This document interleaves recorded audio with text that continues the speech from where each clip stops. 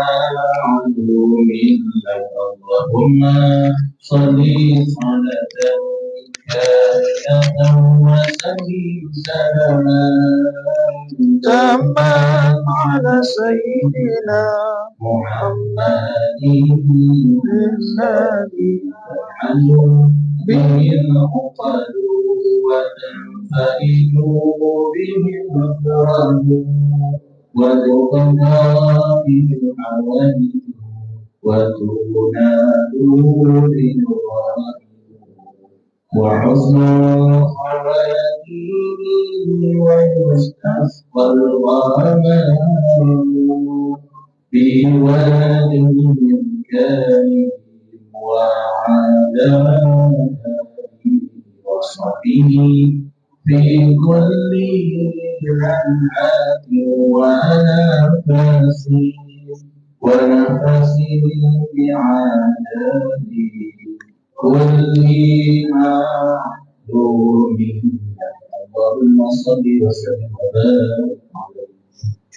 Alhamdulillah kita semua akan suatu kerja masuk ke kesempurnaan kali ini. Semoga saya kita diberkati dan semoga Allah untuk itu saya mengucapkan jangan apa yang Ustaz untuk teruskan yang jangan. Baik ni, baik ni. Benar ni.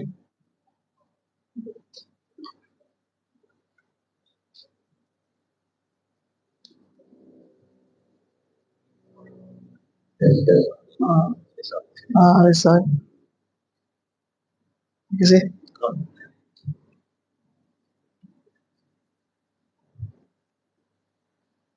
Alhamdulillah. Al-Fatihah. A'udzubillah minasyaitonir rajim. Bismillahirrahmanirrahim. Alhamdulillahirabbil alamin. Arrahmanir rahim. Maliki yaumiddin. Iyyaka na'budu wa iyyaka nasta'in. Ihdinas siratal mustaqim. Siratal ladzina an'amta 'alaihim ghairil maghdubi 'alaihim waladdallin. Alhamdulillah. Bismillahirrahmanirrahim. Assalamualaikum warahmatullahi wabarakatuh. Alhamdulillahi rabbil alamin. Alladzi khalaqal mauta wal hayata liyabluwakum ayyukum ahsanu amala. Asyhadu an la ilaha illallah wahdahu la syarika lah wa asyhadu anna sayyidana Muhammadan abduhu wa rasuluh alladzi la nabiyya ba'dah. Rabbi shrah li sadri wa yassir li amri wahlul 'uqdatam min lisani yafqahu qawli. Alhamdulillah, syukur kita kepada Allah, selawat kepada Rasulullah sallallahu alaihi wasallam. Allahumma salli ala sayyidina Muhammad wa ala ali sayyidina Muhammad. Allahumma salli ala sayyidina Muhammad wa ala ali sayyidina Muhammad. Allahumma salli ala sayyidina Muhammad wa ala ali sayyidina Muhammad. Semati Tuan Pengerusi, semati tuan-tuan perempuan sekalian. Alhamdulillah, kita sambung kajian kita mengenai cerita di balik tabir kematian. Mati ataupun bahasa Quran dia maut ialah sesuatu yang sentiasa kita kena beringat. Nabi SAW berpesan kepada kita, berbanyaklah oleh kamu mengingati akan kematian. Berbanyaklah oleh kamu mengingati akan pemisah kelezatan, iaitulah mati. Jadi ketika mana kita menceritakan bab mati, cerita bukanlah satu cerita khayalan, tetapi kepastian. Sebab setiap kita akan berhadapan dengan kematian. Setiap kita, siapapun dia, akan berdepan dengan saat-saat kematian yang menakutkan. Ketika mana berpisahnya roh daripada jasadnya, keluarlah roh daripada jasad kita, maka masa ini pasti dan akan datang, dan tiada siapa pun yang boleh menolak.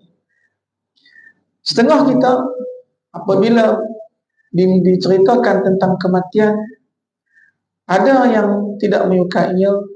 Sebab apa? Sebab dia merasa kematian itu tidak layak kepadanya. Kematian itu dia tidak mungkin untuk menghadapinya. Sebab apa? Sebab dia merasa sihat. Dia rasa dia muda lagi. Dia rasa dia tak ada penyakit apa. Inilah sesuatu yang menghalang kita daripada mengingati kematian.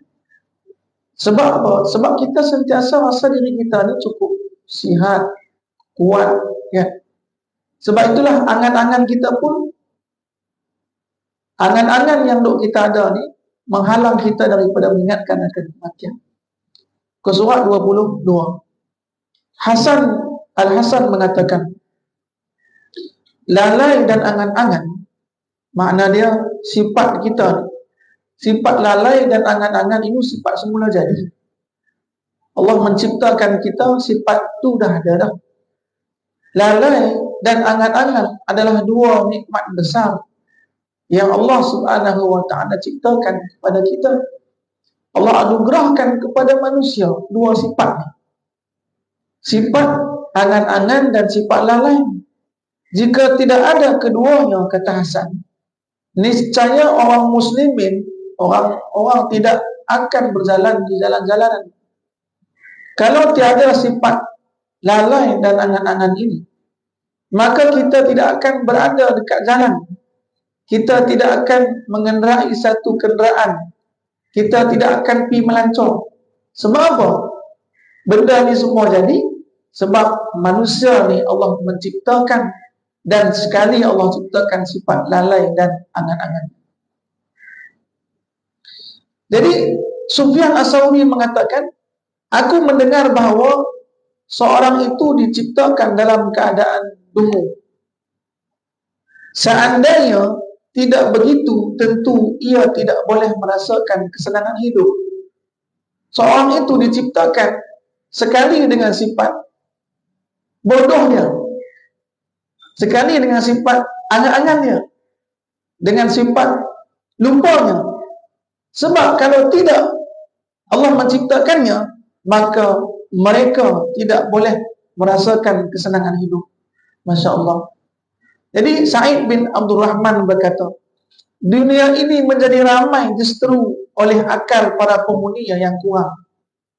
Dunia ni jadi ramai, jadi bising, jadi ada keramaian disebabkan oleh akal penghuninya yang kurang. Kalau akal penghuninya tu cukup, maka mereka sentiasa akan mengingati akan akhirat, mengingati akan kuburnya, mengingati akan kematiannya, maka tidak siapa pun yang bergerak dan tidak siapa pun meniaga. Bayang kalau kita lalu carinya selemak, tak ada. Selemak cari nak makan sarapan pagi, tapi tak ada orang meniaga. Pasal apa? Semua duduk kat rumah berzikir. Sebab semua akan mengingati akan terjadinya kematian. Jadi Allah menciptakan sifat lalai ni. Banyak yang lupa kan bab kematian. Sebab itulah boleh ada yang berusaha, ada yang niaga kan. Sebab tu Salman Al-Farisi menceritakan, ada 3 orang yang aku merasa hairan, kata Salman. Ada 3 orang aku yang rasa pelik dan heran, sehingga membuatku tertawa, kata Salman, sehingga membuatku gelak.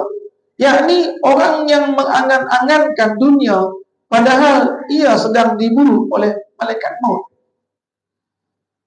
Yang pertama, orang yang mengangan-angankan dunia, mencita-citakan akan terbang pergi ke bulan, mengangan-angankan sesuatu yang mustahil dia buat, bermimpi, tetapi malaikat maut duduk tengah buru dia, kematian tengah menantinya, kematian tengah pun digan dia. Orang yang lalai tetapi ia tidak mahu menerima nasihat. Dan yang kedua pula, kata Salman Al-Farisi, aku hairan ataupun aku merasa takjub ketika mana orang yang lalai tetapi ia tidak mahu menerima nasihat. Allah telah menciptakan dalam dirinya sifat semula jadi yang lalai, tetapi kita tidak mau mendengarkan nasihat agama. Kita malas nak dengar. Kita tak mau mendengarkan nasihat-nasihat agama. Walhal sifat lalai itu ada dalam dirinya. Macam kita ni lah. Sifat lalai dengan kita ni tak boleh dipisahkan. Sebab itulah kita memerlukan kuliah harian, kuliah mingguan, kuliah bulanan. Tiap-tiap malam, tiap-tiap surau masjid buat kuliah nasihat agama. Sebab apa? Sebab kita ni lalai. Kita ni lalai dan bersifat lupa. Ketika mana dinasihatkan sekarang ni, ni, dalam majlis ni memang iman kita penuh. Dalam majlis ni, selagi keluar daripada majlis ni, lepas kita makan, lupa dah nasihat tu, tak ingat dah. Lepas tu balik rumah, jumpa cucu, hilang dah. Kan? Lepas tu jumpa dengan kawan, cerita lain dah. Sebab apa? Sebab itulah memerlukan kita sentiasa diberikan nasihat. Nasihat-nasihat agama, nasihat-nasihat kematian. Punca dia tu. Sebab kita ni Allah menciptakan sekali, Allah menciptakan lalai kita. Kan? Jadi kita daripada orang yang lalai. Dan orang yang tertawa padahal ia tidak tahu apakah Tuhan semesta alam murka atau reda kepadanya. Kata Salman Al-Farisi, orang yang ketiga ni, yang aku hairan melihat mereka. Mereka sentiasa tertawa dan dia bergembira, walhal dia tak pasti adakah Allah redha kepadanya ataupun murka. Adakah Allah Subhanahu wa taala perkenankannya ataupun Allah menolaknya. Jadi kita ni tak tahu apa nasib kita. Adakah Allah perkenankan kita masuk ke dalam surga dengan sambutan salamun qaulan min rabbir rahim, ataukah kita matrudun, ataukah kita ditolak, ataukah salah seorang yang masuk ke dalam api neraka. Na'udzubillah min zalik. Maka nasihat-nasihat ini mestilah sentiasa kita mendengarinya, sebab kita sebagai manusia bersifat lalai dan lupa. Sentiasa kita mendengari nasihat agama. Lah ni mudah dah kita mendengar nasihat agama. Daripada handset kita pun ada, handphone kita pegang, kan?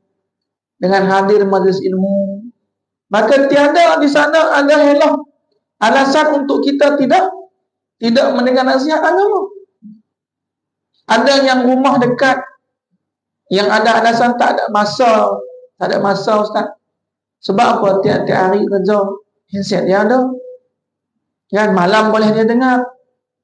Masya Allah. Sebab itulah dia buat rakaman.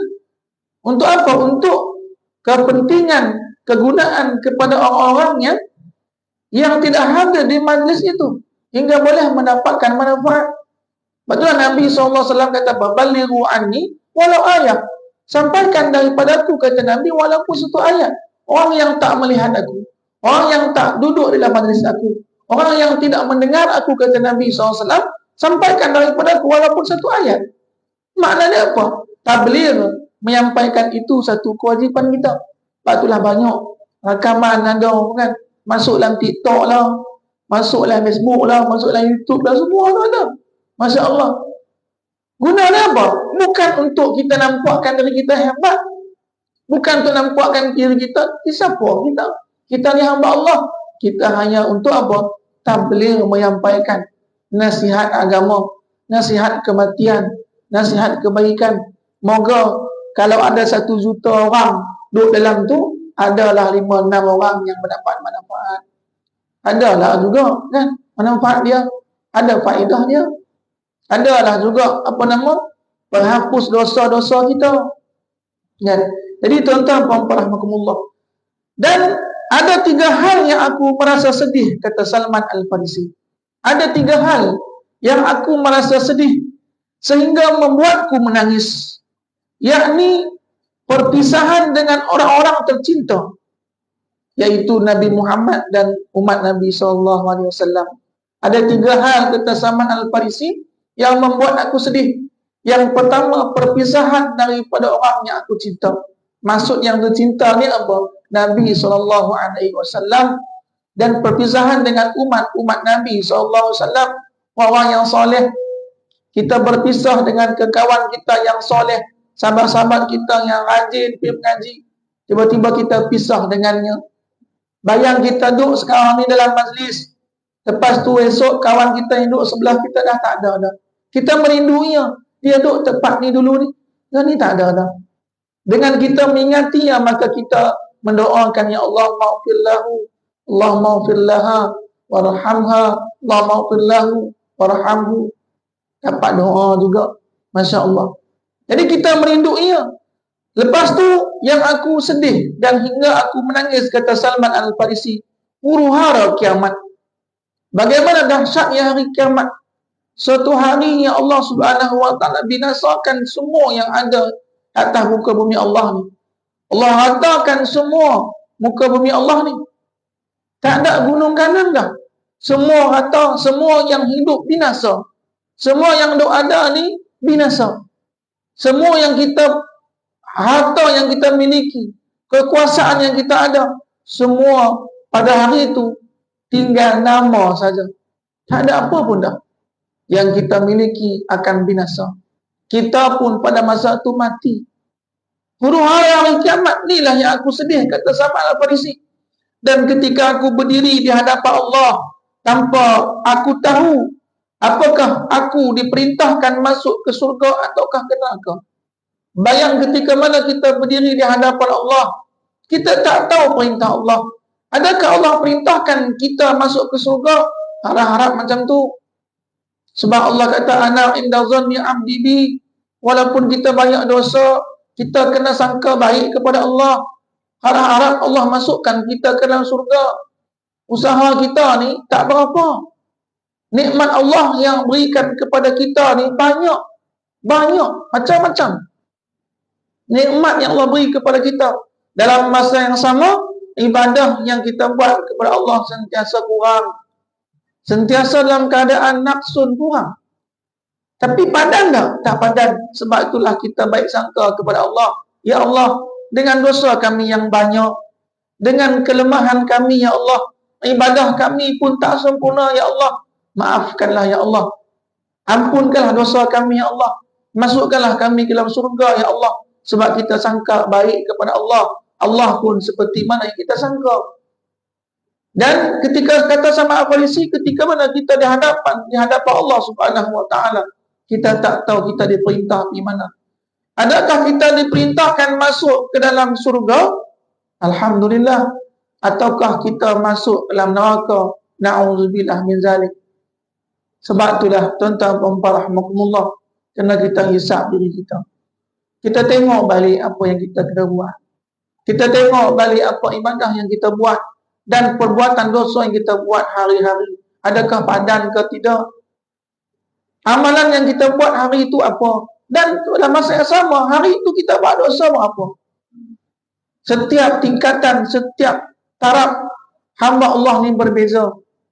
Orang yang dekat kepada Allah Subhanahu wa taala, saat-saat dia tidak ingat Allah pun dia kira dosa dah.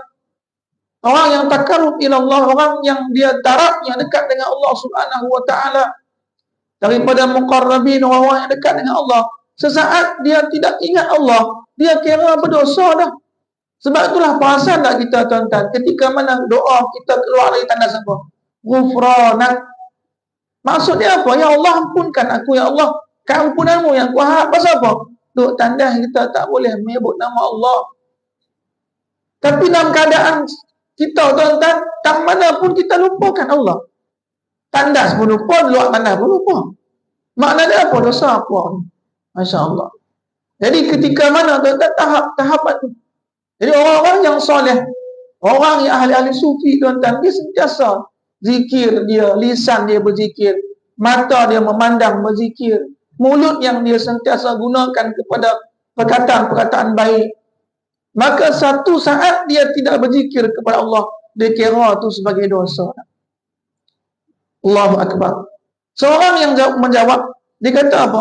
Ada seorang meriwayatkan, setelah kematian Zurrah bin Abu Awfa, ada seorang yang meriwayatkan, selepas kematian Zurrah bin Abu Awfa, aku meminta melihatnya. Dia kata apa? Aku meminta melihatnya. Aku bertanya. Jadi, aku bermimpi melihatnya. Selepas kematian Zurrah bin Abi Aufa, ada seorang menceritakan, dia kata apa, aku mimpi pada waktu malam tu. Aku bertanya kepada dia, aku melihatnya dan aku bertanya, amal apakah yang paling berharga di sisi Allah? Sebab dia dah ada di sisi Allah Subhanahu wa taala. Ditanya. Jadi ketika mana dia bertemu dengan sahabatnya yang dah meninggal, dia bertanya, apa amalan yang Allah suka? Tuan-tuan dan puan rahmatullah, ini suatu kehebatan hamba yang dia sentiasa mendekatkan dirinya kepada Allah dengan menyebuti nama Allah, mengingati nama Allah dan membersihkan hatinya dengan istighfar. Ketika mana dia bermimpi dan bertemu dengan roh orang-orang yang dah meninggal, bertemu dengan dalam mimpi dia orang yang soleh dah meninggal, dia mampu berkata-kata, dia mampu bercerita. Ada orang yang dia bertemu juga, tapi mulut dia tidak mampu untuk bertanya. Tak mampu untuk bertanya. Ada yang berjumpa juga. Ada yang tak pernah bermimpi dengan orang-orang yang soleh. Ada yang mimpi, tapi mulut dia tak berkata-kata, takat tengok saja, ataupun takat dengar saja. Dia bertanya, tidak mampu. Masya Allah. Sebab apa? Sebab dia amalan dia tak sama dengan amalan orang yang dilihat dalam mimpinya. Amalan dia tak sama dengan amalan orang yang dilihat dengan mimpinya. Dalam mimpinya, orang tadi dah mendapat nikmat daripada Allah. Yang bertanya ni pun mestilah satu orang yang sama dengan dia kedudukannya di sisi Allah Subhanahu wa taala. Maka dia bertanya, amalan apa yang paling berharga di sisi Allah? Maka Zurrah bin Abu Aufa ni, dia meninggal dah. Maka dilihat dalam mimpinya, ia menjawab apa? Tawakal dan tidak banyak angan-angan. Tawakal. Tawakal dan tidak banyak angan-angan. Itulah yang amalan yang paling baik di sisi Allah Subhanahu wa taala. Sufyan Ats-Tsauri mengatakan, zuhud terhadap dunia ialah dengan tidak banyak angan-angan. Bukan dengan memakan makanan yang kasar atau memakai pakaian yang perlu. Jadi zuhud terhadap dunia ni, kata Sufyan Ats-Tsauri, dikata apa? Dengan tidak banyak angan-angan dalam bab dunia ni. Pada suatu hari, Mufaddal bin Fudalah berdoa. Dia memohon kepada Allah. Mufaddal bin Fudalah, dia doa kepada Allah Subhanahu wa ta'ala agar ia tidak memiliki angan-angan sama sekali. Ni hamba Allah ni. Tengok. Apa yang nak kita ambil daripada ni? Ketika mana hamba Allah yang dekat dengan Allah ni, ketika mana dia berdoa, Allah kabulkan doa ni. Dia berdoa kepada Allah, ya Allah, hapuskanlah angan-angan daripada aku. Lepas dia berdoa tu, Allah kabulkan. Sehingga ia tidak punya selera makan dan minum. Dia tak ada. Selera makan dan minum dia tak ada. Nak makan pun tak mau, minum pun tak mau. Yang ni bahaya ni. Kan? Sebab apa? Sebab dia doa, ya Allah, hapuskanlah angan-angan daripada aku. Mana dia apa? Ketika mana dia berdoa kepada Allah, Allah kabulkan. Tengok makan pun, tengok minum pun tak ada. Tak mau. Kemudian dan doa dikabulkan. Lalu ia berdoa lagi kepada Tuhannya. Dia kata apa? Ya Allah, balikkanlah angan-angan aku balik. Ya Allah, balikkan angan-angan aku balik. Kena kembalikan kepadanya. Setelah doa, ya Allah kabulkan doanya, dikembalikan, maka dia boleh makan dan minum balik. Masya Allah. Makna dia apa, tuan-tuan? Ketika mana Allah hapuskan angan-angan, maka kita tak boleh buat apa dah. Kan? Jadi Al-Hasan pernah ditanya, wahai Abu Sa'id, kenapa anda tidak menyuci baju anda? Basuh baju pun. Abu Sa'id ni ditanya oleh kawan dia. Dia Hasan, tanya pasal apa tak basuh baju? Tak basuh baju. Tengok baju dia sebulan tak basuh. Kan? Dia jawab apa? Ada urusan yang lebih mendesak daripada hal itu. Kata Abu Sa'id ni, ada urusan yang mendesak daripada itu. Kematian itu diikatkan pada ubun-ubun kalian. Dia kata apa? Kematian itu telah pun diikat di ubun-ubun kita. Dan dunia dilipat di belakang kalian. Dunia pula dilipat di belakang kita. Kematian duduk kat umur kita. Tapi kehidupan kita yang kita lihat apa? Dunia. Yang kita lupakan kematian. Walhal kematian itu duduk tongkol kita. Dunia tu duduk dalam belakang. Tapi kehidupan kita kali mati kita lupakan, dunia kita ingat. Masya Allah. Seorang mengatakan, aku laksana seorang yang menjulurkan leher ke arah pedang terus. Jadi apa? Dia kata apa? Saya sama seperti orang yang menjulurkan leher ke arah pedang yang terhunus, yang tinggal menunggu bila akan dihunuskan. Yang dia ni tengah menunggu bila akan ditarik pedang. Jadi samalah kita dengan kematian ini, sama seperti orang yang tengah menjulurkan lehernya ke pedang. Ni pedang, ni leher dia. Kan? Ataupun ni pedang leher dia. Menunggu bila tarik pedang tu.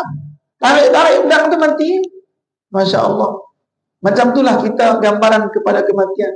Daud bin At-Ta'i mengatakan, sekiranya aku berangan-angan dapat hidup atau 1 bulan lagi.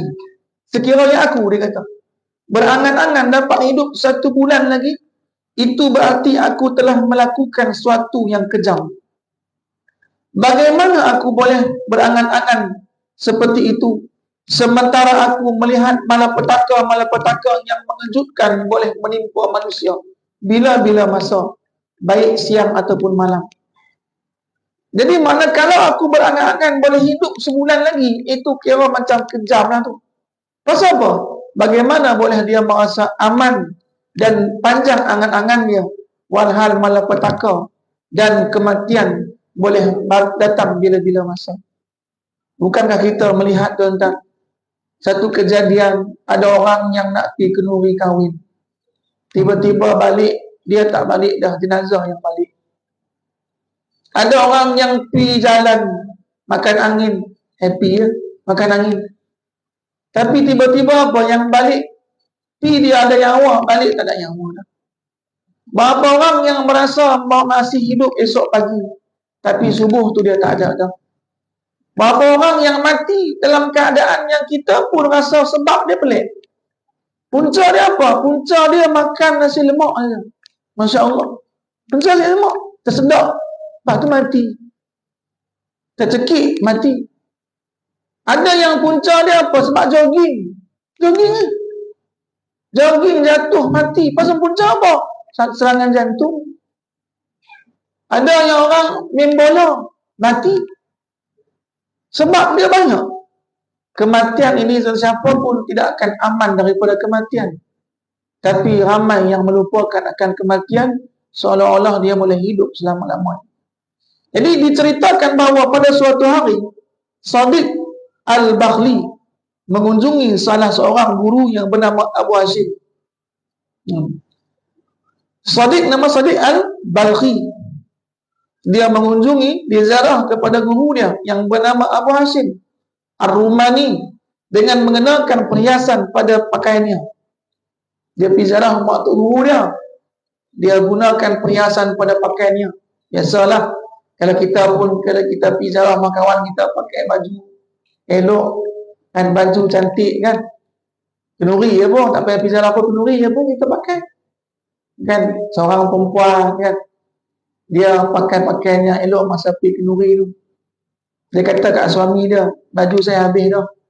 Dia kata, wah baju dia satu almari tu penuh. Dia kata, tak ada lah baju apa yang saya pakai ni. Wah baju semua dah, tudung semua dah. Dia kata, tudung kala ni tak ada lah. Tudung kala kita pun suami pening. Kala pun tak ada, semua kala dah ada. Rupa mereka ni kala banyak. Masya Allah. Kita tak ada dah. Warna ni tak ada lagi. Masya Allah. Dia kata kalau pakai baju ni, kena pakai tudung kala ni. Pandai Masya Allah. Kita lelaki pakai angguk-angguk je lah. Kita dah tahu kan.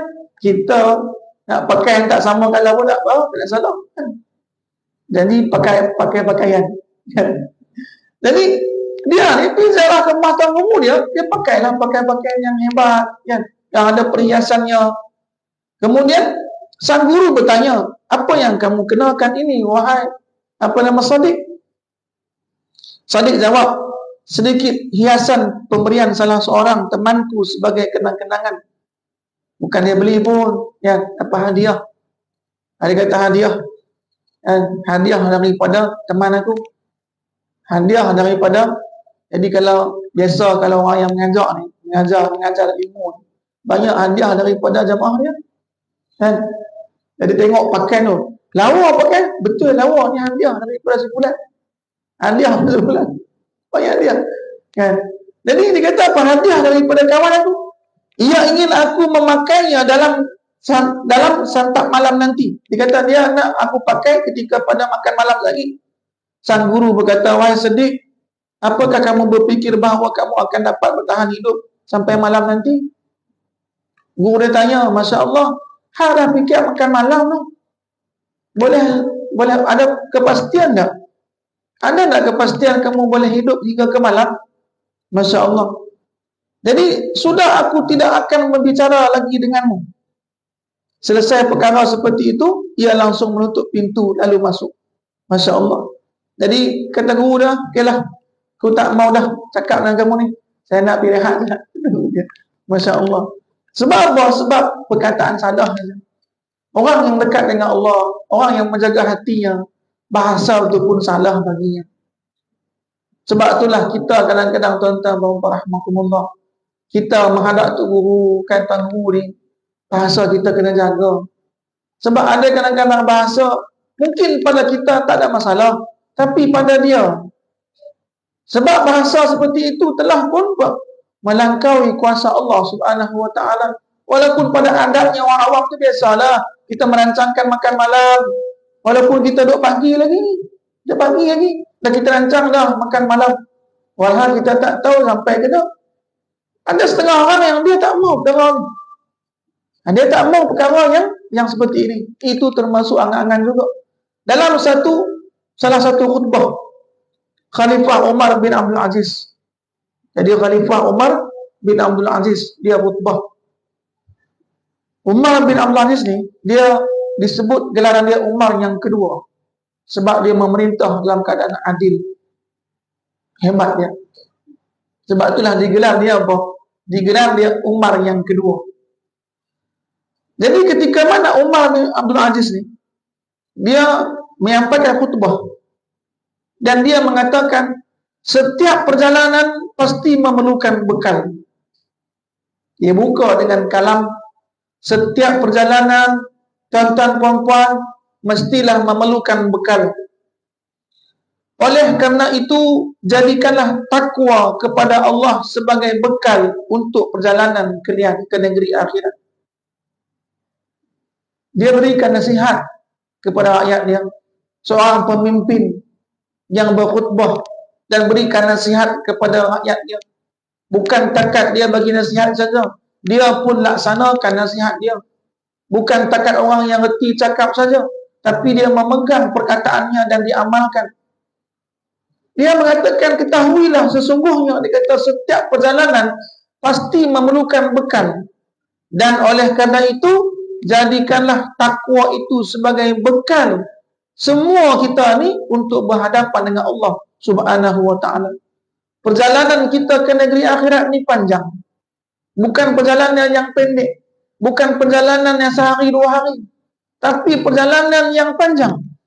Yang kita duduk di alam dunia ni suatu alam yang kita beramal, darul amal. Tempat kita untuk beramal. Akhirat disebut dengan darul jaza, iaitu negeri untuk kita dibalasi amal perbuatan kita. Adapun barzakh, iaitu satu negeri pemisah di antara keduanya. Ketika mana kita duduk di alam kubur, satu duduk di alam satu perbincangan. Ketika mana kita duduk di alam barzakh, satu alam yang boleh saja kita mendapat amal-amal ibadah kita yang kita tinggalkan dunia dulu, dan boleh juga kita mendapat pahala jariah atau juga dosa jariah. Jariah ni mengalir. Sama ada pahala jariah yang sentiasa kita kaji, iaitu orang yang menginfakkan hartanya di jalan Allah, orang yang mengajarkan ilmunya, orang yang dia meninggalkan anak solehah, maka dia mendapat pahala jariah yang mengalir, ataupun dosa jariah yang atas usaha dia dalam bab-bab kejahatan. Orang ketika mana dia telah meninggal, orang-orang jahat makin banyak atas usaha dia, maka dapatlah dosa jariah mengalir kepadanya. Batulah alam barzakh, suatu alam yang boleh saja kita menghimpun amal ibadah kita, pahala kita, dan dalam masa yang sama alam barzakh juga boleh mengumpulkan dosa kita. Tuan-tuan rahmatullah. Jadi kata Umar bin Abdul Aziz, jadikanlah takwa kepada Allah sebagai bekal untuk perjalanan kalian ke negeri akhirat. Jadilah kalian seperti orang yang sudah melihat dengan mata kepala sendiri pahala dan hukuman yang telah disiapkan oleh Allah. Jadilah kita di dunia ni seperti mana orang yang telah melihat amal kebaikan kita. Jadilah kita di dunia ni seperti orang yang melihat dosa kita. Jadi kita melupakan amal ibadah kita sebab kita merasa kita dosa kita tak ada. Kita melupakan kebaikan kita, merasa pahala kita dah banyak. Jadi cuba kita bayang, bab dunia ni, bab dunia pula kita kali. Dunia kita dah cukup dah, tapi kita merasa kita orang fakir. Dunia kita dah ada banyak dah, tapi kita merasa tak cukup lagi. Tapi bab akhirat pula, kita merasa dah cukup dah amal ibadah kita, kita tak mau dah, kita kurangi dalam bab amal ibadah. Tapi dalam bab harta dunia, kita tak pernah cukup-cukup. Kita tak merasa cukup. Makin banyak, makin tamak tu ada lah. Kan dalam bab dunia ni digambarkan, kalau manusia ni berdepan dengan dunia ni, sama seperti orang yang minum air laut. Makin diminum, makin dahaga. Kan digambarkan lah. Tapi orang tak ada minum air laut lah kan. Gambaran saja. Makin diminum, makin dahaga. Masya Allah. Jadi bila kita stop, bila kita berhenti ya, ketika kita mati. Ketika kita mati, masuk ke alam barzakh, tanah dah masuk dalam mulut kita dah, barulah kita rasa puas ketika itu. Tuan-tuan rahmatullah. Tanamkanlah perasaan cemas dalam hati kita. Jangan habiskan waktu kita sehingga hati kita jadi keras. Jangan habiskan masa kita dalam keadaan kita lalai kepada Allah, lalai kepada kematian, sehingga hati kita makin lama makin keras. Hati kita lama-lama dah jadi keras. Kalau dah hati kita ni batu, pada hati batu, susah nak bagi lembut. Lalu kalian tunduk kepada musuh kalian. Jadi ini akan jadi. Hati yang keras tadi, hati batu tadi, kalau ketika mana dia jadi keras, maka dia tidak akan takut kepada peringatan agama. Dia akan takut kepada dunia. Dia takut kepada musuh. Dia takut kepada musuh Allah. Dia takut kepada musuh agama. Apa yang berlaku? Ketika mana dia takut kepada musuh agama, dia akan ikut tunjuk musuh-musuh Allah Subhanahu wa ta'ala. Dia akan ikut telunjuk musuh-musuh Allah. Ini yang berbahaya. Pasal apa? Punca dia, hati dah jadi batu. Punca dosa tadi ya. Mengingati dunia, lupakan akhirat, hati kita jadi keras. Mengingati dunia, lupakan kepada Allah, hati kita keras. Nasihat agama dianggap sebagai sesuatu permusuhannya. Dia tak mau mendengar nasihat agama. Masya Allah. Jadi lalu kalian tunduk kepada musuh kalian. Demi Allah, tidak akan dapat leluas, tidak akan dapat leluasa berangan-angan seseorang yang tidak tahu apakah ia masih mendapati waktu pagi ketika ia sedang berada di waktu petang, dan apakah ia masih mendapati waktu petang ketika ia sedang berada di waktu pagi. Mungkin boleh jadi di antara waktu petang dan waktu pagi itu datang kematian kepada kita. Jadi kita ketika mana kita duduk waktu duha ni, waktu petang, waktu pagi ni, kita tak ada jaminan sampai tak kita pada waktu petang saat lagi. Tak ada jaminan. Ketika mana kita waktu petang duduk seorang-seorang kita tak tahu kita esok pagi sampai tak, ataukah antara keduanya kita diambil oleh Allah nyawa kita. Betapa sering kita melihat orang yang tertipu oleh dunia. Berapa sering kita tengok orang yang tertipu oleh dunia. Orang boleh bergembira kerana yakin ia akan selamat dari azab. Boleh bergembira. Pasal apa? Dia yakin selamat daripada azab. Tetapi sebenarnya yang patut bergembira ialah orang yang selamat daripada huru-hara kiamat. Yang patut bergembira ialah orang yang selamat daripada huru-hara kiamat. Seorang yang tidak segera mahu mengubati lukanya, maka luka itu akan menjalar ke mana-mana. Orang yang tidak mahu mengubati lukanya, maka luka itu akan jadi teruk, sakit. Begitulah dengan dosa. Orang yang tidak mahu bertobat daripada dosanya, maka dosanya makin banyak. Ketika mana dosa makin banyak, beban itu makin berat. Ketika beban makin berat, maka buat kebaikan susah. Tapi dengan nasihat agama, nasihat kematian tak mau. Jalan kaki kita pun rasa berat dah. Beban tadi. Masya Allah. Jadi ketika mana macam ubat, macam luka tadi lah. Ketika mana kita membiarkan luka tu, maka luka tu makin teruk. Maka luka itu makin menjalar ke mana-mana. Jadi mana mungkin ia boleh bergembira. Aku berlindung kepada Allah. Jangan sampai aku menyuruh semua jamaah melakukan sesuatu yang tidak aku lakukan.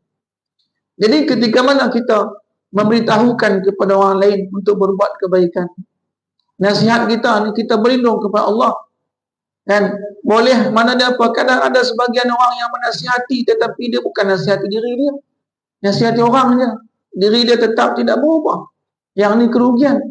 Hal itu akan membuat aku rugi dan aib-aibku akan terus terungkap dan kemiskinanku akan terlihat nyata pada hari ketika kekayaan dan kemiskinan diperlihatkan, dan ketika neraca amal dipasang, ketika itu baru nampak itu semua. Nama dia hari hisab. Semua kita yang akan dihisab oleh Allah. Di dunia ni bolehlah kita belagak kita orang yang paling banyak amalannya. Di dunia ni boleh kita belagak dengan kita rasa yang paling alim, yang paling hebat, yang paling kaya, yang paling banyak sedekahnya di dunia ni bolehlah. Tapi yang menampakkannya di hadapan Allah esok ketika mana dia berdiri kita di mizan, di hadapan Allah kita akan dihisap oleh Allah.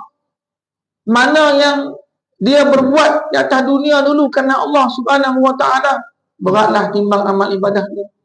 Mana yang berbuat disebabkan pujian, disebabkan keuntungan dunia, maka ringanlah timbangan, nampak semua. Tuan-tuan, jadi kita semua ni telah melihat sesuatu dengan mata kepala kita sendiri. Jika hal itu dilihat oleh binatang-binatang ataupun oleh bintang-bintang, ia akan berguguran. Jika dilihat oleh gunung-gunung, gunung ganang, ia akan runtuh. Dan jika dilihat oleh bumi, ia akan terbelah. Asal kalian tahu bahawa di antara surga dan neraka tidak ada tempat dah. Tak ada tempat tengah-tengah tu, tak ada. Kalau tak surga, neraka. Kalau tak neraka, surga. Jadi, dan bahawa kalian pasti akan menuju ke salah satunya. Sebab itulah Allah Subhanahu wa ta'ala menutup aib kita, menutup dosa kita yang kita buat. Tujuan dia apa? Allah buka peluang kita untuk taubat kepada Allah. Kalaulah dosa kita dilihati oleh bintang-bintang tadi, dia akan berguguran. Pasal apa? Dosa kita ni banyak, manusia. Seorang ulama menulis pucuk surat kepada salah seorang temannya, seorang alim. Dia tulis surat kepada teman dia. Dulu lah ni, type je lah, kan, masak ada, hentak je. Dulu dia tulis surat. Lepas dia kata amma ba'du, pas tulis surat tu, sesungguhnya dunia itu mimpi dan akhirat itu nyata. Dia kata dunia ni, wahai kawan aku, dia kata dunia ni mimpi, akhirat itu terjaga. Sementara antara mimpi dan terjaga ada kematian. Kita semua ini sedang dalam mimpi sekalian. Kita semua dalam alam mimpi. Kita mimpi. Dan kita pasti akan terjaga ke dunia yang nyata, yaitu akhirat. Dan di antara mimpi dan jaga ini ada satu pemisah yang disebut dengan mati. Seorang ulama yang lain berkirim pucuk-pucuk surat kepada seorang temannya. Dia kata apa? Sesungguhnya kesedihan atas dunia sangat panjang. Kesedihan atas dunia ni sangat panjang. Walhal posisi seorang itu sangat dekat dengan kematian. Posisi kita dekat dengan kematian. Kita sedih dengan sesuatu yang telah pun berlaku dan kesedihan kita berpanjangan. Tapi tahu tak kita, mati itu lebih dekat dengan kita. Mungkin kita sedih dengan suatu kejadian yang kita tak boleh terima dalam kehidupan kita. Tapi sesungguhnya kematian itu telah menunggu kita dekat dah. Setiap hari bahagiannya dari dunia lebih berkurang. Bahagiannya maknanya apa? Masa hidup atas dunia berkurang. Kalau nasihat ini orang yang berakal mengetahuinya, maka dalam dirinya tidak akan simpan dendam, dia tidak akan simpan hasad dalam diri dia. Sebab kalau dia marah pun, dendam pun pada sahabat dia, dan hasad pun berapa lama boleh dia simpan. Sebab itulah Islam menghukumkan tidak halal seseorang itu tidak bertegur sapa dengan kawan dia 3 hari sebabkan dia marah. Sebab dia marah, sebab dia geram kepada kawan dia, tak halal, melarang hukum dia 3 hari. Masya Allah. Jadi dan bencana terus merangkak menggerogoti tubuhnya. Oleh kerana itu bergegaslah sebelum terdengar seruan untuk pergi ke akhirat. Bergegaslah kepada keampunan Allah. Bersegeralah kepada maghfirah Allah. Bersegeralah kepada taubat sebelum malaikat maut panggil kita kepada kematian. Sebelum malaikat maut akan memanggil kita pada suatu hari yang kita tidak dapatkan tolaknya. Abdullah bin Samit berkata, aku pernah mendengar ayahku mengatakan, dia kata, aku pernah dengar ayahku kata, wahai orang yang tertipu oleh kesihatan yang cukup lama. Kata Abdullah bin Samit ni, pada suatu hari aku pernah dengar ayahku mengatakan, wahai manusia yang tertipu dengan sihatnya yang lama, apakah kamu sama sekali tidak pernah melihat orang yang mati tanpa lebih dahulu sakit? Masya Allah.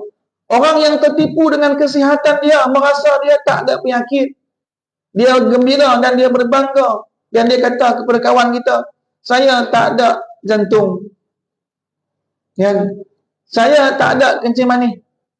Macam ni yang ada kencing pahit ya? Tak ada. Dia kata saya tak ada penyakit dalaman, luaran pun tak ada juga. Dia rasa bangga. Bukankah dia tak pernah melihat orang yang mati tanpa penyakit? Belambak. Orang yang mati tak ada apa penyakit dia. Hari-hari ada orang yang mati, tak ada sakit apa. Mati orang kata apa? Mati mengejut. Pasal mati mengejut? Tak ada sakit apa. Kalau orang yang ada sakit sebulan, 2 bulan meninggal, orang tahu itu penyakit dia. Tapi ada tak mati yang tak ada sakit apa? Ramai. Mati mengejut. Orang terkejut je dia mati. Hari baru je makan selimut. Hari baru je makan tengah hari tadi kat kedai. Lepas sudah mati dah, inna lillahi wa inna ilaihi raji'un. Ramai. Jadi orang yang merasa dia sihat, rasa dia ni tak ada sakit, jangan rasa aman daripada kematian. Sebab apa? Sebab berapa ramai orang yang mati tanpa ada sakit. Wahai orang yang merasa hebat, tertipu oleh usia yang panjang. Dia tertipu dengan usia yang panjang. Dia kiaskan kepada tok nenek dia, tahu tak tok nenek aku dulu, tok aku usia dia 100 tahun. Dia rasa gembira lah. Pasal apa? Kalau macam tu aku pun 100 tahun juga lah. Masya Allah. Ada orang yang mengkiaskan macam tu. Dia rasa apa? Kalau keturunan dia, umur dia panjang-panjang, dia pun sama juga. Apakah kamu sama sekali tidak pernah melihat orang yang disambar petir tanpa ada persiapan terlebih dahulu? Selalu kita dengar dan kita melihat orang duduk dekat jalan aksiden. Umur dia ada yang muda ni. Ada 20 tahun, 30 tahun, muda ni. Ada yang duduk meninggal, kita tengok meninggal pasal apa? 20 tahun ni. Masya Allah. Sebab apa? Paru-paru. Kan? Jika kamu selalu memikirkan tentang usia panjang, niscaya kamu akan lupa pada kesenangan-kesenangan yang telah kamu nikmati. Kamu ini sedang tertipu oleh kesihatan kamu, atau kamu sedang angkuh karena jarang sekali sakit. Kita kena angkuh tuan-tuan, bab kita jangan sakit. Orang sakit kita kata apa? No, itulah saya kata itu. Saya kata apa itu? Saya kata, itulah saya kata saya bagi petua tak mau buat. Seolah-olah apa? Petua dia itulah yang akan membuat orang itu tak sakit. Masya Allah. Jadi kamu ini sedang merasa aman dari kematian atau kamu berani menentang malaikat maut? Seolah-olah dia ni antara dua lah ni. Sama ada dia merasa aman daripada kematian ataukah dia telah mempelajari ilmu melawan malaikat maut. Sampailah ni tak ada lagi ilmu melawan malaikat maut. Kalau kita datang ajal, makna dia ilmu apa pun kita guna, tak ada gunanya ketika mana berhadapan dengan malaikat maut. Sesungguhnya kalau malaikat maut sudah datang, ia tidak akan dapat dicegah oleh harta kekayaanmu. Harta kekayaan kita tak mampu mencegahnya ketika mana datang malaikat maut. Berapa ramai orang yang berpuasa, orang yang berharta, orang yang hebat, mati. Harta dia tak kurang, banyak harta dia. Tapi adakah harta dia menghalang malaikat maut daripada dia? Tak, mati juga. Sesungguhnya kalau malaikat maut sudah datang, ia tidak akan dapat dicegah oleh harta kekayaan atau banyaknya pengikut. Ramai orang yang mengikut kita. Adakah malaikat maut tak mau ambil nyawa kita sebab banyak pengikut kita? Tak. Asal kamu tahu bahawa sesungguhnya saat kematian itu penuh dengan kesulitan, penyesalan, ratapan, kesalahan. Semua duk campur alam mati ni. Semua duk tergabung dalam tu. Ratapan pun ada ketika itu kita mati. Penyesalan pun ada sebab semua telah dinampakkan di depan kita. Hijab tu dibuka dah. Semua amal ibadah kita, pahala dosa kita dinampakkan di hadapan kita. Tak ada siapa pun yang boleh menyalahkan dan tidak siapa pun yang boleh melarangnya dan menafikannya. Penyesalan pun datang, ratapan pun mulalah kita mendengarnya. Kesalahan pun mulalah kita tengok kesilapan kesalahan kita. Dosa-dosa kita yang belum lagi kita meminta ampun kepada Allah, belum kita bertaubat kepada Allah. Tubu ila Allah, kata Nabi. Fa inni atubu fil yaumi atamarrah. Taubatlah kamu kepada Allah. Sesungguhnya aku taubat sehari, kata Nabi, 100 kali. Masya Allah. Semoga Allah berkenan mengasihi seorang hamba yang mahu beramal demi kehidupan sudah mati. Semoga Allah Subhanahu wa taala memperkenankan kita. Semoga Allah Subhanahu wa taala melihat niat kita. Kabulkan permintaan kita agar sentiasa kita dibimbing dalam kehidupan kita kepada kebaikan, yang mahu memikirkan dirinya sebelum datang kematian. Pikirkanlah dan pikirkanlah kematian sebelum datang kematian. Sebab ketika mana datang kematian, tak sempat, tak dan kita fikir dah. Ketika mana Assalamualaikum, kita malaikat maut dah duduk kat atas depan pintu kita, kita tak mampu mengelak daripadanya dah.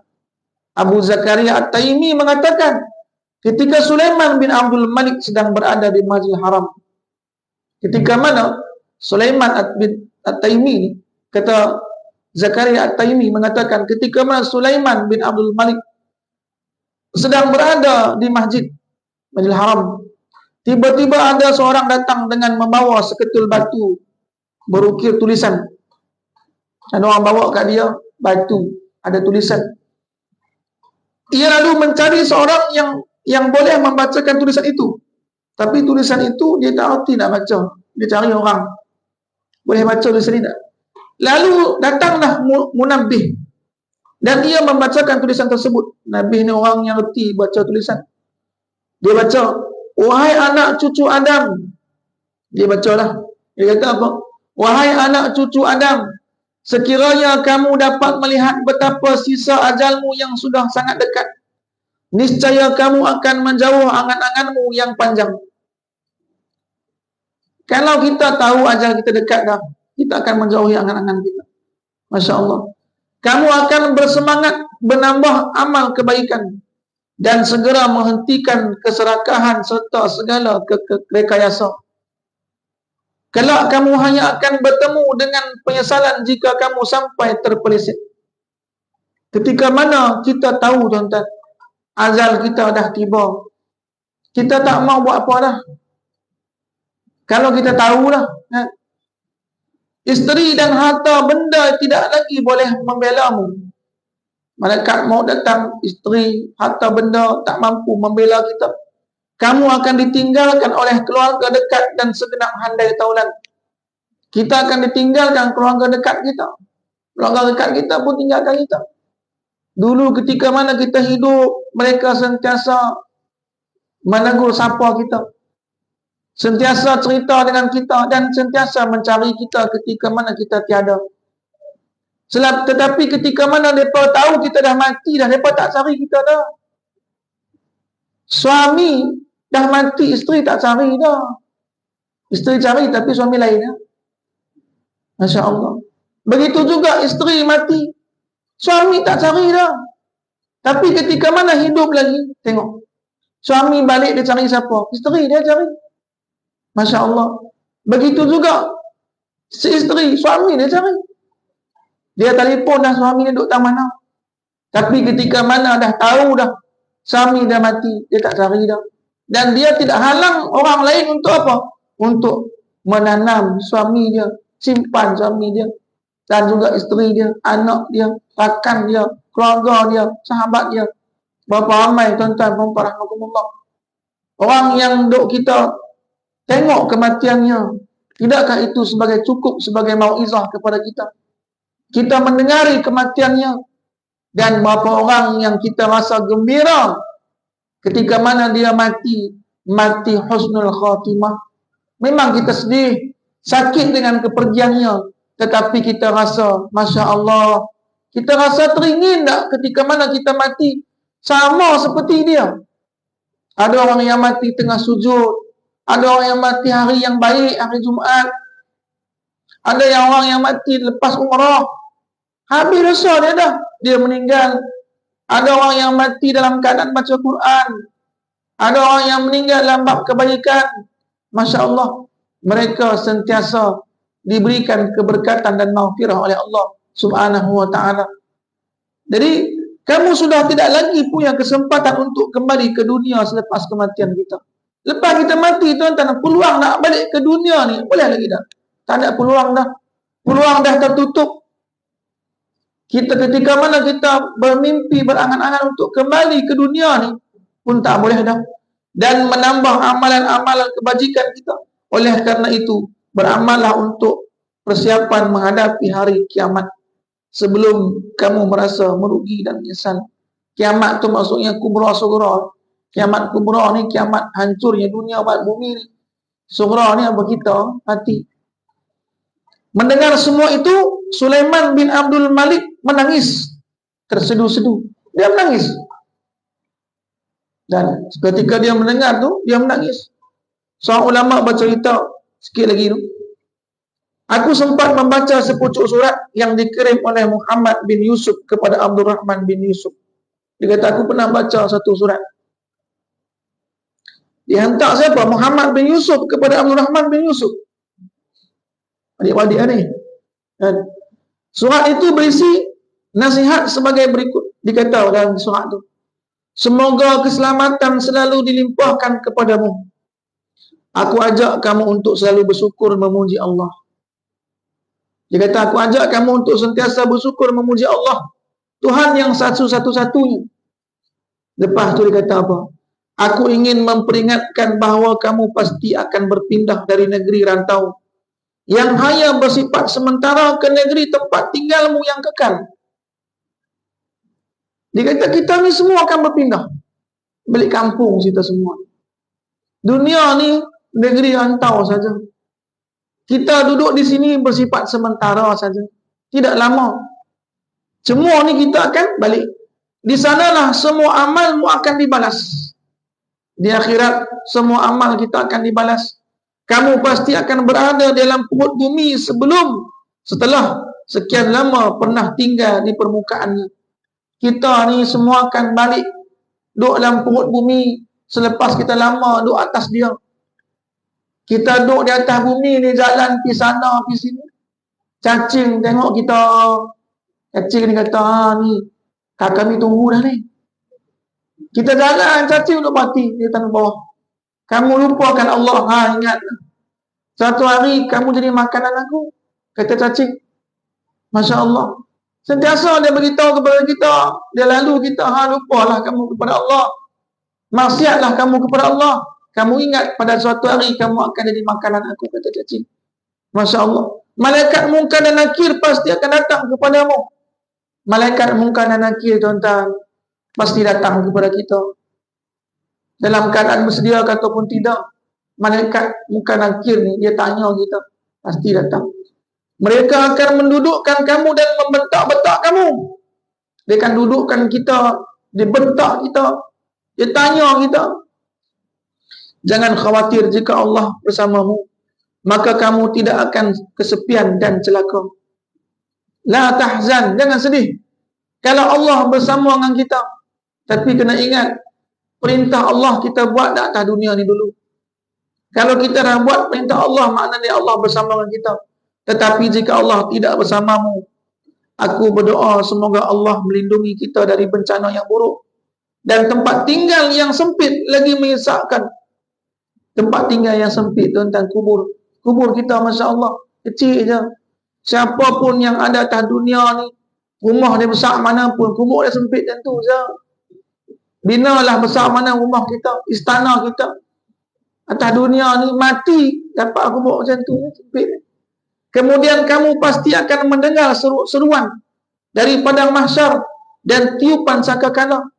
Dia dengar, kemudian didengarlah. Daripada padang mahsyar ni kita tiupan sangkakala. Sebab itulah kita tengok, tuan-tuan, kita tafakur duduk rumah kita. Jangan sedih kita mempunyai rumah kecil. Jangan sedih kita mempunyai rumah yang biasa saja. Tapi sedihlah ketika mana kubur kita disempitkan. Berusahalah agar kubur kita diluaskan. Tak ada masalah rumah kita atas dunia ni sempit. Ada hamba Allah Subhanahu Wa Taala tanya, kan, hamba Allah. Dia tanya, Ustaz, buatlah rumah Ustaz dekat pondok tu. Tak apalah, saya kata, saya rumah saya kecil je buat. Tapi tak payah risau, saya duduk tak tu. Tak payah risau, kecil je. Masya Allah, tak payah membuat rumah besar, tak ada guna. Menyusahkan saja. Buatlah rumah kecil, tapi buatlah pondok yang besar. Tempat orang-orang yang menuntut ilmu yang besar.